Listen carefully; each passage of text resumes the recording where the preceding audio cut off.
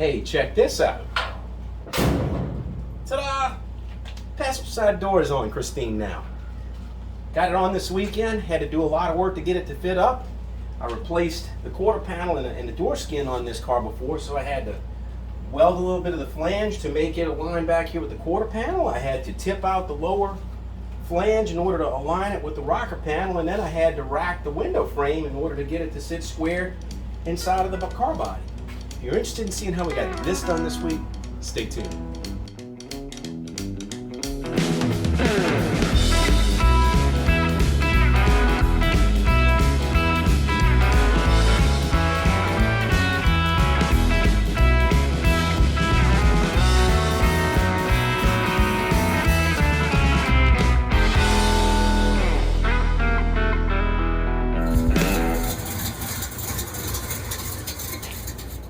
Welcome back to Restoring Christine. Got another weekend in the garage working on our 56 Bel Air restoration project. My name is Bill, it's 56 Bel Air, her name is Christine, and this is going to be, I think, episode 51. The last episode that we had was episode 50. It was a retrospective. I enjoyed doing that, but one of the things it allowed me to do is it allowed me to take a weekend off. I was able to do that video because it is blistering hot outside. The last month has been ridiculous. So episode 49, I complained about the heat, and I was literally melting. I couldn't get anything done. It was bad. Even though I've got an air conditioner and a power ventilator up here, it wasn't enough. I had the door. I usually like to work with the garage door open because I like to feel like I'm outside. And so one of my viewers commented, said, "Well, don't do that. Close the door." And I'm like, "Duh, yeah, let me go ahead and do that." So today I'm going to work on the car with the door closed. I got the air conditioner on. I'm going to try to keep the temperatures down. But look, it isn't just me. We just had, according to a news story I read this morning, we just had the hottest month on record ever for New Orleans, ever, in June. The hottest month of June on record. Just saying. So, anyway, let's get started with today's episode. All right, so last episode I was putting on the driver's side door. I couldn't find my door hinge bolts for both sides, and that was something that I found them. I found them, so I have them. So I'm going to be doing the passenger side door today. But we got the driver's side door on to check all the gaps in the alignment, and it all looks good. I'm going to be doing the same thing on the passenger side, but you'll notice my garage is actually 18 feet wide, and by the time I have stuff stored on that side and then the car, it's like I need room to work. So it would be nice if I could shove this car over to the side. But guess what? I can, because I've got my $12 Harbor Freight furniture dollies underneath it, and it's going to allow me to roll the car to the side. But since it's been on it for so long, let me show you. This one's kind of sway back, so it doesn't want to roll. The other one over there is flat. The two in the back are flat, so I know those are going to want to roll, but this one's not. So I'll probably have to put the jack on it, and I'll roll the car over to the side, but we'll get that done. Move the car over and give us room to work on the passenger side.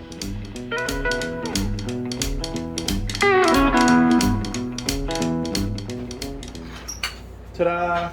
So I don't know how much they sell those carts that are heavy duty and you can put the wheels on, but I already had most of these for various things in the garage. I use them for all kinds of stuff. So anyway, I've got 4 of them, less than 50 bucks, and I mean, you just saw it. I did it by hand. So if this had not been sitting in the weather, this one that's down here that's all sway back, if it had not been sitting in the weather and didn't get wet, it wouldn't have done that. It wouldn't have buckled and bowed. But anyway, so now we got room to work. Let's go. Okay, so one thing I want to cover about these hinges on these Tri-5s, and I think this goes back into the early 1950s and then even afterwards. I don't know when they switched the hinge design, but this style hinge is on a lot of these old cars, all of the GMs. But there's two bolts on the front. I hesitate to call them screws. They got a number 3 Phillips head, and then on the inside, I don't know if you can see that, but there's going to be 2 bolts that go on the inside, 1, 2, and that gives you your adjustment up and down and in and out and left and right and twists. So I had rust that went all up in here, and I repaired this in an episode a while back. And one of the things is all in this is all very concaved in here, so the hinge has to tuck and fit in this. And what I'm afraid is that when I made this repair, it is so curved, and that was such a little delicate little area that I don't have all the lateral room that I had before I did the repair. So I may end up having to beat and dent and adjust this to give me some room to move this hinge if the door doesn't fit. But right now, with only these 2 outer bolts in, you can see, you know, it has movement. This rotates. This is sliding around. So I need to get those 2 bolts in there, and then we can bring the door and put the door on. And that's what I want to do. So I want to align the door and make sure that the door has got to fit against the jamb. There's only one way it can do it, and then the rocker panel, only one way it can do it. So that is a new rocker panel that was replaced in an episode, and that's a new quarter panel section that was replaced in an episode. So hopefully the door fits on all that. Let's see. Just as I'm getting started, Murphy's Law, whatever can go wrong will go wrong. Power's out. Oh, jeez. Walk to the street, check it out, see what it is, see if it's just me. No, I got several neighbors out. The power trucks, the Highline trucks are up and down the street outside, not in front of my house, but a little ways away. I go look on the internet, and there was a 3-hour outage projected for maintenance. So the next 3 hours, maybe, I'll be working in the dark and without my air conditioner in the heat. Jeez, I don't know. So I'm going to try to continue to work, but it's going to be Christine after dark. I know that's a pretty cool shot of the car that I have in the last video. I love that. Was with Christine running at night, you know, in the driveway with the low for the cam and the headlights, and it's a pretty cool shot, pretty cool video. But you know, in the stodgy, stuffy garage, I guess I'll open the door to let some natural light in here. But all I'm going to be doing is working with bolts, so maybe I can get it done. So let's just keep on going. But that's I'm going to be working without power. So let's see how this goes. All right, so let me show you what I got going on. You know, I work for myself, so I have to, you know, be creative in how I do these sorts of things. So what I did was I took my floor jack and I set the height of the floor jack to be about equal to my rocker sill height, and just set the door on it and then rolled it in to where the 2 hinges slipped into their 2 respective slots. And what I need to do now is I need to get on the inside and get some bolts started. All right, so I'm inside and I got 1, 2, 3 bolts to get started here, 1, 2, 3 to get started there, and I've already got one in.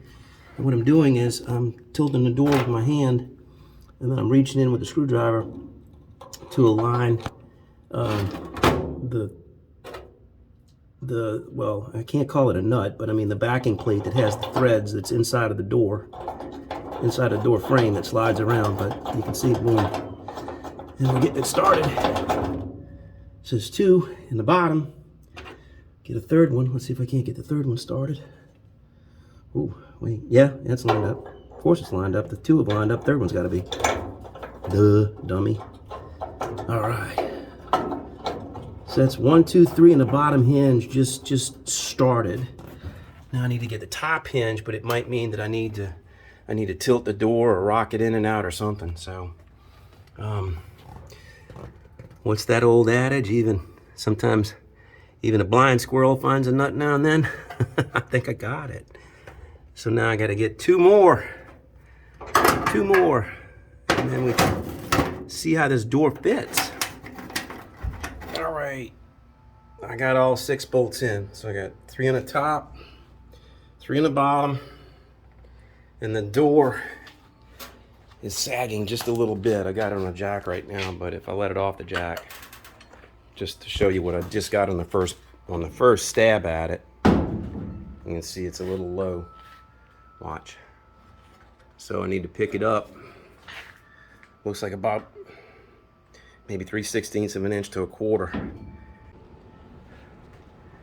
Look, lo and behold, there's power. My air conditioner just came back on. Not a moment too soon because it's hot. If I said that before, I promise you I wouldn't complain about it. I'm not going to complain about it. All right, I got the door on. I got it shutting. It's a bit of a mess. So this is definitely a shimming expedition. Now, look, so down here, it's got a gap, and it's super tight here, and it's tight, and it's got a gap up here. So something happened with the door when I put the floor in. So I'm gonna have to see if I can't open this up. I'm gonna look to see how that's done with shims on the floor pan. So that's something that I'm going to have to do, because it's not enough. There's not enough. There's no adjustment that's going to fix that. I mean, the door's just out of whack. That's just bad. So we'll have to see about how to fix that. Might take some shimming on the bottom, but otherwise the door looks good. It's a little tight on the bottom rocker panel. Let's see. It looks good here. Looks good all the way down, and then suddenly here it dives in, and the rocker panel's out a little bit, and it matches over here. So there's no twist in the door. It's just a twist in the bottom. So I am going to have to work this door out in order to make it align here. But before I do anything, let's see what the vertical gap is. Vertical gap. Yeah, once I get this door out, that vertical gap will be just fine. I might have to do something and grind and weld a little bit on the corner, but I really shouldn't be doing anything until I address this. That's surprising.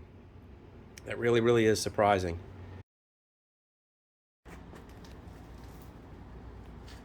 All right, so I've been playing with the gaps and the body bolts. So there's a body bolt back here. There's a couple right here. There's one on the inside right there, and there's one at the front of the firewall. So I've got them all loose right now, and I have been jacking the rocker panel up in the front, at the back. I've jacked it in front of the rear axle, and I tried to shift this and try to make it move in any kind of way that I can. And the only thing that makes sense to me right now is that if the back was up and the front was up and the middle is down, then that's going to hopefully pull the jamb down, and it'll allow the door to rotate a little bit like that. I don't know that it's going to open up this gap.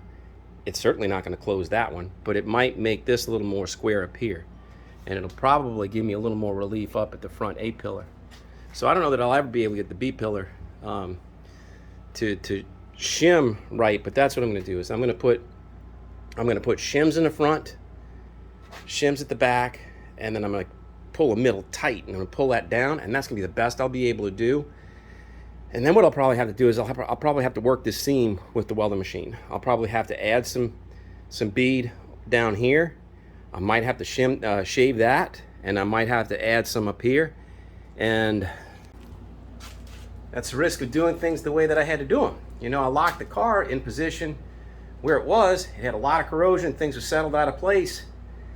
And, you know, everything, when I took the car apart, was in an alignment. But I guess an 1/8 inch here, 1/16 of an inch there, a little bit of out of rack here, a little bit of out of rack there, maybe some expansion contraction with welding, I don't know. But this is what I've got. So I know it's a Band-Aid. I know it's not ideal, but we're gonna make it look good. And that's the most important thing, is that it fits, it's tight, it's solid, and we can make it look good. It may not be exactly the way the factory bolted it together, but it is going to be nice. So let's continue.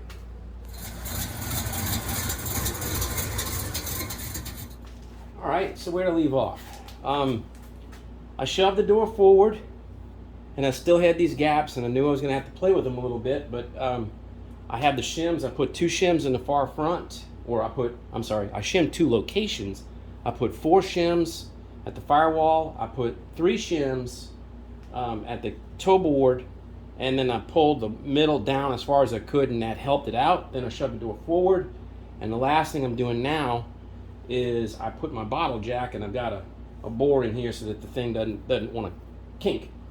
And I'm jacking the door frame to rack it a little bit, because I only need a little bit, a tiny bit, and it's flat glass. It's plenty sloppy in there. For the little bit I needed to take up, 1/8 of an inch, and I needed some room up here, so I figured I would jack this and then rack it a little bit. And for all I know, it might have been racked to begin with, but now I'm gonna make it align to where the C-pillar is, and I just did it once, and I took half of it out, so now I need to open the door and pull the rest of it out. So I just wanted to show you how that was working. Here's my screwdriver. So this is just rigged up in the close the bottle jack. Just rigged up between the 2 corners, triangulating this, and you'll be able to see it. You'll be able to see it bend. And if I overbend it, I can always come back the other way. But I'm gonna push it really hard. And I wanna look at where I'm at over here. And I'm like 3/8 of an inch strong that way, but it's gonna wanna bounce back. So I'm gonna take it a little bit more and put a permanent set in it.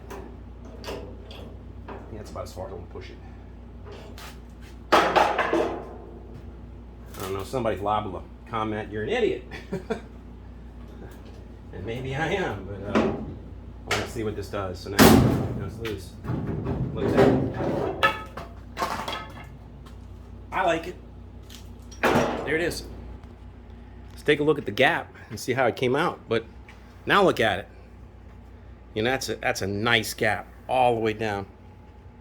And then it's got a decent amount of room here. So now what I'm left with is just building. I just need to build the door a little bit, just the gap between here and here. And I'm gonna fill that with the welding machine. Then I need to pull this out. It looks like from here all the way along, and then here you see it gets to where it's supposed to be. So it's right over here. It's wrong over here, and it's a straight line. So I will have to bend that in the submission. So tell you what, before we start welding on it, let's go ahead and do that. Oh, one more thing. It corrected this. You know, so shoving on it, now this has got a decent amount of gap. There's a piece of stainless that goes over the over this, and I'm hopeful that the door doesn't jam on it. So what I'm going to do is, before I do any body work, or as I'm doing the body work, what I'm going to do is I'm going to bring that stainless out here, and I'll put the stainless on it and make sure that the door doesn't make contact with it, to see if I need to do any more adjusting or tuning and tweaking with that. So let's go ahead and adjust the lower gap here. All right, let me show you what I'm doing. Okay, so when I close it, it's pinched down here. It's got to come out like 1/4 of an inch. It's tight over there. So what I'm going to do is I'm going to grab the first latch, and I'm going to use that to pry, and that gives me a little bit of a gap here. And then maybe I'm going to try to take my screwdriver and go all the way down the line and see if I can't pry it out. I've seen Japan's Customs Carl Fisher. I've seen him adjust a door gap, and he was using hammer and dolly to do it. But I've got a lot of ways to go, so I want to see if this maybe helps me get there quicker.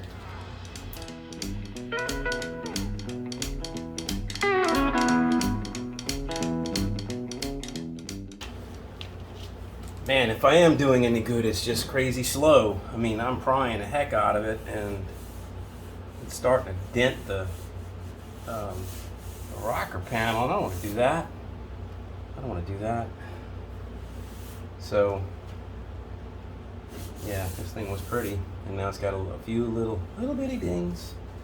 I mean, I was going to float everything with filler anyway, but I've got to really get that out, and I need to find a way to do it. So I'm going to tinker with that, and I'll let you know what I figure out.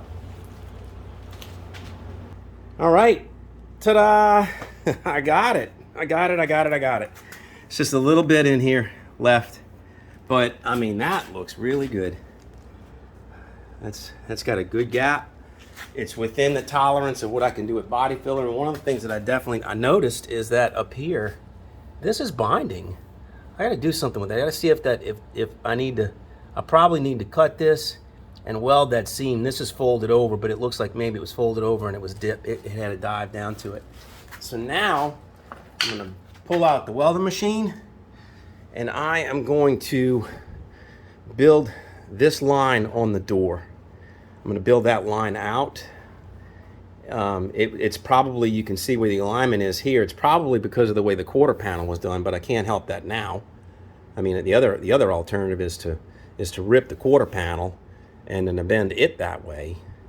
So I think I prefer to do the door. I think. No, just looking at it. Didn't take me long to think about that. I decided to do the door. So I'm gonna get my grinder. I'm gonna pull a primer off of this, get my welding machine set up, and then add a bead here. And it's like I'm going for maybe 1/8 of an inch. We'll see how much it takes. But we'll get it.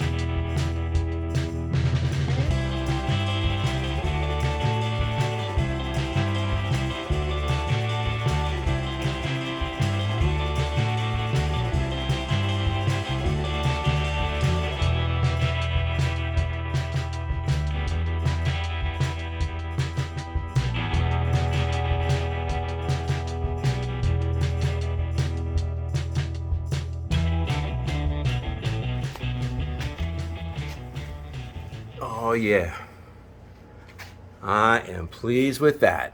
Look at that. Got like 1/8 of an inch gap here, and it came down. I remember it was like 1/4 inch down here. Now look at it. That'll pass.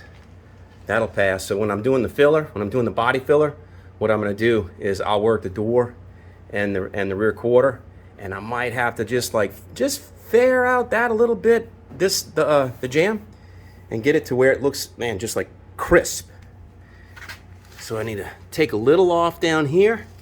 I've got to go cut that and weld that because that's in a bind, and then that'll be it for the door. Let's finish it. All right, there it is. No, I'm not showing you my shop manual. I'll put the fender on. There's only one bolt holding it on, but there it is. I just wanted to see how the door aligned with the fender, potentially, and it looks good. And that's the other thing is that I did this cowl repair. Did this a long time ago, and I just tack welded this in, and I needed to come back and clean this up. But all of this alignment, you know, everything was kind of like half in and half out. But I mean, shoot, you can see how that fits. Get an idea of how the front fender's aligning. My patch I did maybe in episode 4. I don't remember what episode that was, way back. The only thing I'm seeing is that's a little long now. So I will probably come back and doctor this. I will shave this down and bring that to where it hits the corner of the rocker panel. But the corner of the door, alignment along the rocker panel here, it's still a little tight. So I think what I'm gonna do is I'm gonna end up having to loosen these hinges a little tiny bit on the frame, not on the door, but the frame, and then shove it up just boop, just a little bit. And if I do that, then that ought to be good. But look at that. Christine's starting to look like her old self. I'm really pleased with that. That looks great. Now watch, check this out. Look at the alignment. I mean, it is straight. Very pleased with it. I mean, I'm going to fair all of this with body filler because I want it to be really nice, and it'll take out all the little imperfections. But I mean, that is like really, really close. So that's going to do it for another episode. Another one in the books, number 51. Episode 51 now. We're getting closer. We're getting a lot closer. So I'm not quite sure what's going to be next. You know, the next thing I might do is I might bring that compressor home because we're getting close enough to doing body work and filler and paint. I'm going to need the air. So I've got a 60-gallon compressor I bought. I'll probably bring that home, get that hooked up. That might be episode number 52. I don't know. But anyway, so we're going to wrap this up from here. Thank you to everybody that watches my channel. If you're appreciating the channel, please give me a subscription. If you're liking the videos, thumbs up. And if you have any questions or anything, please feel free to leave them in the comments. I try to answer all. I got a great group of people that are like building up. I'm surprised at how many people are rebuilding or restoring Tri-5 Chevys at this very moment. So anyway, that's going to do it for this one. I appreciate you tuning in. Until next time, take care of yourself. Cheers.